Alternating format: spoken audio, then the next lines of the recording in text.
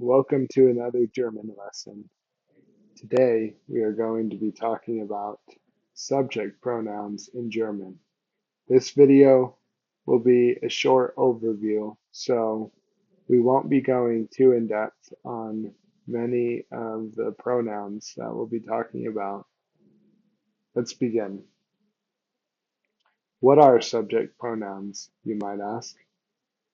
Well, subject pronouns are those words that stand at the beginning of a sentence. They indicate who is performing the action of the phrase.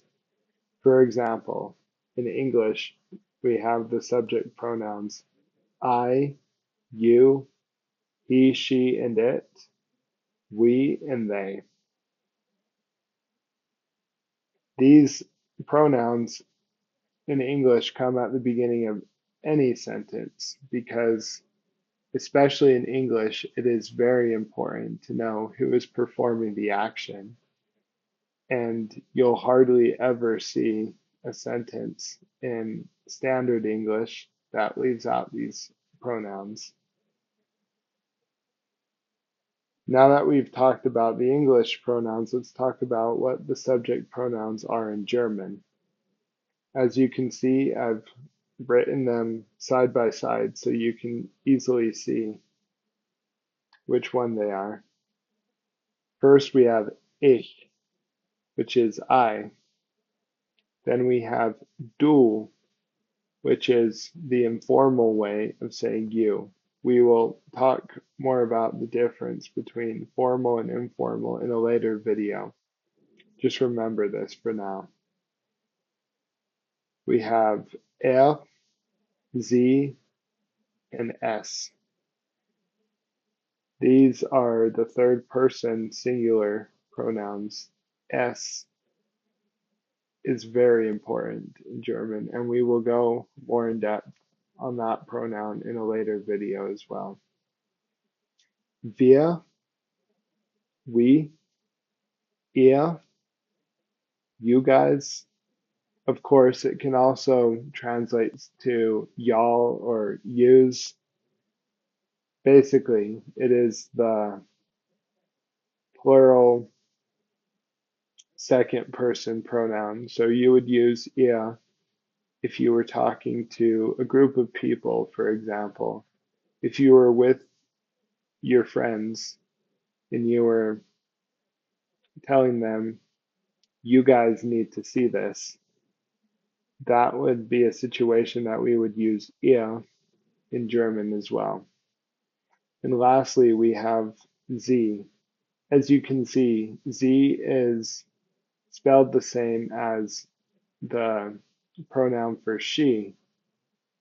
However, when we use sie as in they and the formal you, then the verb is conjugated for the plural form. And usually that's how we are able to differentiate between the two. However, context is everything. And as you can see, this form of sie can also mean either they or you formal. This will also be an important thing to remember when it comes to context, as they use the same conjugation, and the only way you would know is if you were talking to a person in Germany that you had never met and you needed to address them. You would know when to use this pronoun sie. Again, we will go over the differences between informal and formal language in German in a later video. Thank you for watching. Danke fürs Zuschauen. If you found this video helpful, I would greatly appreciate it if you shared it with family or friends who are also interested in learning another language. German is a beautiful language, and I think once you really start learning it, then you can really appreciate all the subtle nuances that it has.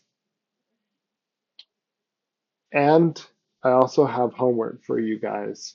I would like you to comment down below with a phrase using at least one of the subject pronouns we talked about today. Of course, this can be a short phrase such as